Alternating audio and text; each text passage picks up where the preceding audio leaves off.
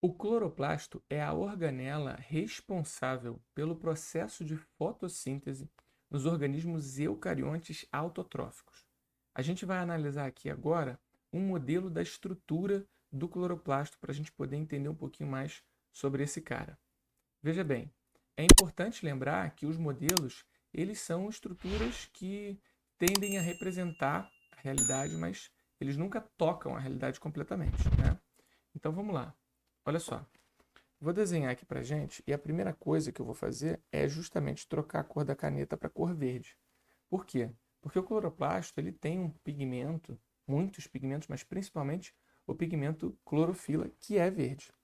Então, nesse primeiro modelo, eu vou mostrar para gente o que seria a estrutura básica de um cloroplasto, tá? Repara bem, ó, eu estou desenhando para gente aqui várias linhas que representam discos que ficam internamente uns sobre os outros. Eles se tocam, tá? Eles estão literalmente empilhados dentro de um cloroplasto. Esses discos são as estruturas onde a gente vai observar a presença da clorofila, né? O pigmento responsável pela absorção da energia luminosa. E aí, quais são as partes dessa estrutura? Deixa eu copiar ele, porque eu vou precisar dele mais uma vez, e aí a gente já mantém o desenho aqui disponível. Então vamos analisar aqui, ó. A primeira coisa que a gente precisa observar é que o cloroplasto ele vai apresentar uma membrana dupla. Isso é da mesma forma que é para a mitocôndria. E aí, como é que a gente vai entender isso? Vamos lá. Eu vou desenhar aqui para nós o seguinte, ó. Essas bolinhas, elas representam fosfato, grupamento fosfato. E essas perninhas representam ácidos graxos. Então, o que eu acabei de desenhar para a gente aqui é, na verdade, um conjunto de moléculas que a gente chama de fosfolipídios. E aí, repara, a gente está vendo aqui ó, uma bicamada ou uma bicapa fosfolipídica. Só que é o seguinte, os cloroplastos, eles apresentam duas dessas camadas. Observa só, a primeira e aqui a segunda. Estou desenhando um pouquinho mais escura para você ver a diferença, tá? Então, olha só, as duas camadas, elas compõem a estrutura do cloroplasto e estão intimamente relacionadas à sua origem, tá? Então aqui é mais uma bicamada fosfolipídica. Em azul, ó, o que eu estou riscando aqui seria o espaço entre a membrana interna e a membrana externa. Por isso, o espaço intermembranas. Ok? Muito importante também, a gente vai falar dele já já. E aí, portanto, aqui ó, seria a membrana externa e aqui eu teria a membrana interna. Se a gente puxar a setinha aqui, ó, essa seria a membrana externa e essa daqui seria a membrana interna no nosso cloroplasto. Tudo bem? Então, repara bem como a gente está vendo aqui ó, a presença de duas bicamadas fosfolipídicas. Tá? Além disso, nós vamos ver aqui ó, os tilacoides, né? Então, cada disquinho desse aqui é um tilacoide. E essa região aqui, ó, que é a parte interna do cloroplasto, corresponde ao estroma. O estroma está para o cloroplasto, assim como a matriz está para a mitocôndria. E aí, a gente tem aqui um cloroplasto, né? Na verdade, o corte de um cloroplasto. Show de bola? Então, repara, esse cara, ele tem muitas partes e vários processos vão acontecer aqui. Alguns em uma região, outros em outra região. O que, que ele de fato faz? Bom, ele realiza a fotossíntese. Mas como é que ele faz isso? Vamos lá, olha só. A luz, ela vai bater na folha, vai entrar, vai passar pela epiderme, vai atingir o parênquima clorofiliano, entra nas células dessa região, desse tecido. atinge os cloroplastos, entra nos cloroplastos e vai atingir esses disquinhos, os tilacoides, que é onde está a clorofila. Então, uma vez que a luz atinge os tilacoides, o processo de fotossíntese vai começar a acontecer. A partir do solo, a planta absorve água. E essa água que foi absorvida a partir do solo, pelas raízes, vai subir até as folhas e vai ser o motor do processo fotossintético. A água é quebrada para garantir o fornecimento de moléculas necessárias, na verdade, de elétrons, para a produção de açúcares. E a quebra da água vai acabar liberando o oxigênio. A planta vai absorver gás carbônico, CO2, pelas folhas, a partir da atmosfera. E o CO2 ele vai ser fonte de carbono para a produção de açúcares. E aí a gente vai ter frutose, glicose, e a partir dessa produção inicial a planta consegue fazer todo o resto. Consegue fazer aminoácido, consegue fazer lipídio, ela faz tudo o que ela precisa, tá? Então, a gente vai entender que a energia luminosa vai ser convertida em energia química, né, que vai estar na ligação entre os átomos de carbono nos açúcares, tá? O processo de fotossíntese, ele pode ser analisado aqui, ó, de forma resumida nesse modelo que eu vou fazer para você. Observa bem, ó. Então, a fotossíntese, ela ocorre de forma geral da seguinte forma, da seguinte maneira. Ela envolve a fase clara e a que posso chamar também, podemos chamar de fotoquímica ou fase luminosa e a fase química ou ciclo de Calvin. Eu vou até tirar aqui a fase clara para manter essa nomenclatura, a fase química e a fotoquímica e a fase química.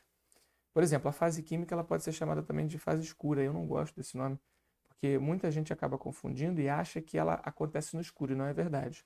Ela depende dos produtos da etapa clara. Então, ó, na etapa clara ou fotoquímica é que a gente vai ter a participação da luz solar ou de uma luz artificial. A gente vai ter a água atuando como molécula doadora de elétrons e vamos ter a produção de oxigênio. E a etapa clara ela acontece para duas moléculas serem sintetizadas, o NADPH e o ATP. Esse ATP foi fabricado ali no cloroplasto mesmo, nos tilacoides, não está disponível para a célula, e ele vai ser utilizado na fase química. Na fase química, a gente vai ter a incorporação do gás carbônico e a produção de açúcares.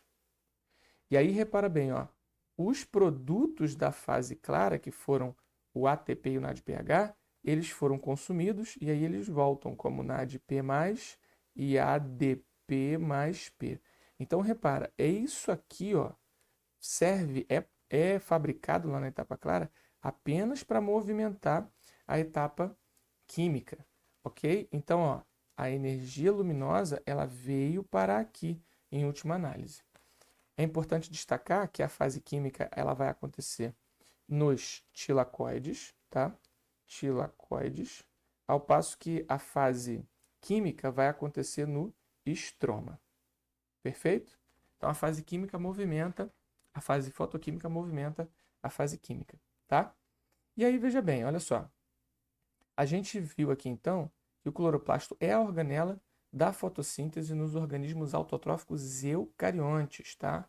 Os organismos fotossintetizantes eucariontes. Então a gente está falando de plantas e algas. Vimos que ele possui a membrana dupla, o estroma, os tilacoides e as lamelas. E aí, falta a gente falar que a origem dos cloroplastos ela é uma origem semelhante àquela que a gente analisou para as mitocôndrias. Quer dizer, a sua origem é explicada pela conhecida hipótese endossimbiótica.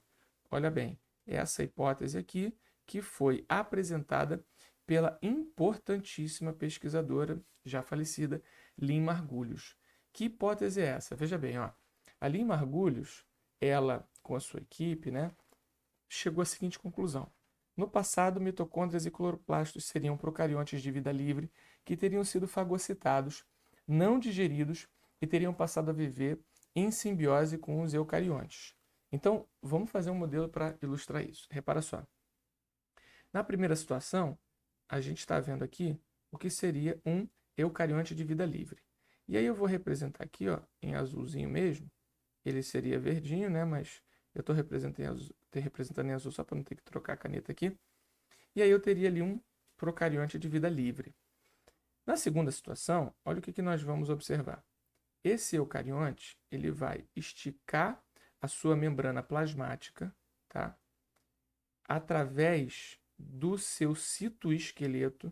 Então, veja bem, ó, existem proteínas do citoesqueleto, especificamente a actina, que forma os microfilamentos. Microfilamentos fazem parte do citoesqueleto, formando aqui, ó, os pseudópodes. Esses pseudópodes são prolongamentos da membrana plasmática associados ao processo de fagocitose. A fagocitose, ela ocorre para internalizar alguma partícula, muitas vezes alimentar, que vai ser digerida logo depois que ela for jogada para dentro. Então, olha bem, ó, o eucarionte ancestral, ele está aqui na minha representação realizando o processo de fagocitose. E aí ele vai, na verdade, pegar aqui, ó, esse procarionte ancestral. E aí, olha só, vou colocar para você aqui, portanto, esse carinha, ó, seus disquinhos aqui, show de bola. Na terceira situação, na terceira etapa do modelo, a gente vai perceber o seguinte, que está lá o eucarionte, né? E aí a gente formou uma vesícula. Dentro dessa vesícula está o procarionte que foi ingerido. Então, isso aqui, ó, é uma vesícula. O que seria a etapa sequencial a colocar esse organismo para dentro seria a digestão intracelular. Os lisossomos se fundiriam a essa vesícula e digeririam, né? Aconteceria a digestão intracelular. Essa estrutura seria destruída. Mas, veja bem, isso não aconteceu dentro dessa hipótese, né? E existem argumentos que sustentam a hipótese da pesquisadora Lynn Margulies. Que argumentos seriam esses? Vamos fazer uma lista aqui, ó. São os argumentos da hipótese endossimbiótica. Que argumentos são esses? Veja bem, 2 pontos. Primeiro, a gente está vendo a presença de membrana dupla. A membrana dupla, ou seja, uma bicamada fosfolipídica e outra bicamada fosfolipídica, sugere fortemente o processo da fagocitose. Além disso, esses organismos apresentam material genético próprio. Esse material genético próprio, ele é diferente do material genético do núcleo e tem uma semelhança muito grande com o material genético procarionte. Por quê? Porque eles vão apresentar DNA circular. Quem tem DNA circular é procarionte, né? E por último, aqui, ó, a gente vai observar a presença de ribossomos do tipo 70S. O que isso significa? Significa que é o ribossomo igual ao dos organismos procariontes. Ele é diferente do ribossomo do tipo 80S. O ribossomo 80S, ele é o ribossomo do eucarionte, tá? Então, Fred, o que é esse negócio de S?